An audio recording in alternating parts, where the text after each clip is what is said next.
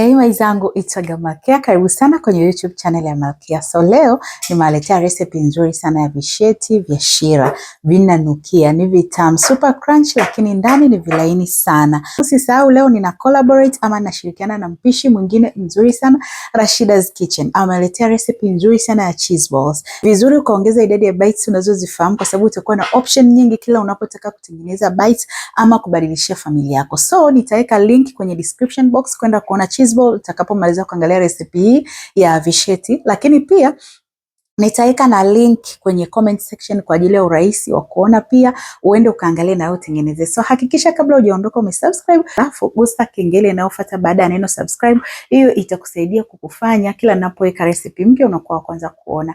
Ninakupenda and let's get started. Sasa hivi ndo visheti vyetu, vinanukia, ni crunchy, ni vizuri, ni vitamu sana. Sihitaji sana kuelezea maana najua utatengeneza vya kwako.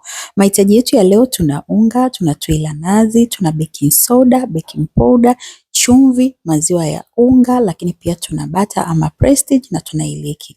Nazi na maziwa ya unga ni optional. Unaweza kama ukatumia tu maji ni sawa, haina shida kabisa, ama ukatumia tu nazi ama ukatumia tu maziwa ni sawa pia. Sasa kumbuka vipimo vyote nimekuwekea hapo kwenye description, okay? Baada ya hapo tutaweka mahitaji yetu kwenye bakuli kama unavyoona. Kwa tutaweka unga, iliki, maziwa ya unga, chumvi, baking powder na baking soda. Tutachanganya vizuri kama hivi.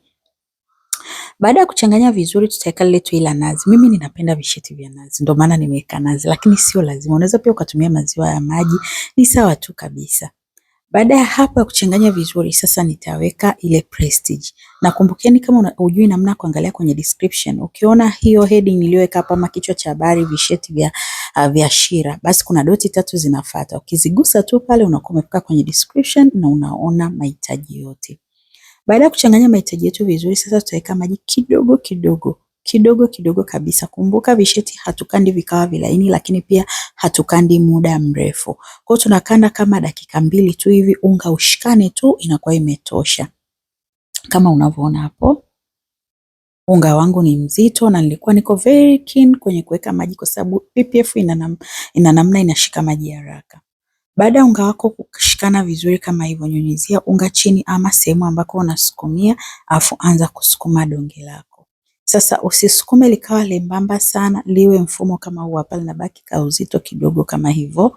Baada hapo chukua kama ni kisu ama ni kata yoyote ulionayo, naanza kukata visheti wako kwa urefu kama hivyo. Tunakata kama kamba, afu baadaye tutavikata viboksi. So unaweza kaamua kukata shape yote utakayotaka.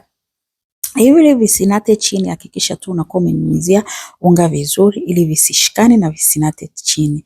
Lakini ukiwa umekanda unga wako vizuri kama wa Malkia, ni mgumu, haujalainika sana, obviously havitakusumbua kushikana. So hakikisha unga wako sio mlaini, ni mzito kabisa, lakini pia ni kama donge. Tutajaribu mafuta yetu kwa kutumia mwiko ambao ukiona mwiko umechemka kwa chini unajua ni tayari. Weka visheti vyako na immediately utaona vinaanza kupanda juu, anza kuvigeuza mpaka upate rangi nzuri ya golden brown. Haya mapovu yakitokea hata usistress, ni kwa sababu ya ile baking soda. Kwa mafuta pia usio umeweka mengi sana ili asije akamwagikia chini, okay? Kama pia ukitaka kutengeneza visheti ambavyo havina baking soda ni vizuri zaidi, ila mimi napenda inavyofanya kwa crunch. Na hapo viko tayari. Sasa tunatengeneza shira. Shira yetu maana yake tunaweka sukari kikombe kimoja na maji kikombe kimoja. Yaani kila kimoja viwe vinalingana. Kisha nitaweka iliki, alafu nitaanza kukoroga. Tunapokoroga tunakuwa hapa ndo tunapika shira yetu. Utaona ina mapovu ya mbalimbali, lakini ukiinua mwiko juu maji yanamwagika haraka hivyo unavyoona. So utaendelea kukoroga mpaka uone inanata kabisa, mapovu yameanza kuwa mengi kama haya unayoona, na ukiinua juu inakatakata haraka hivyo.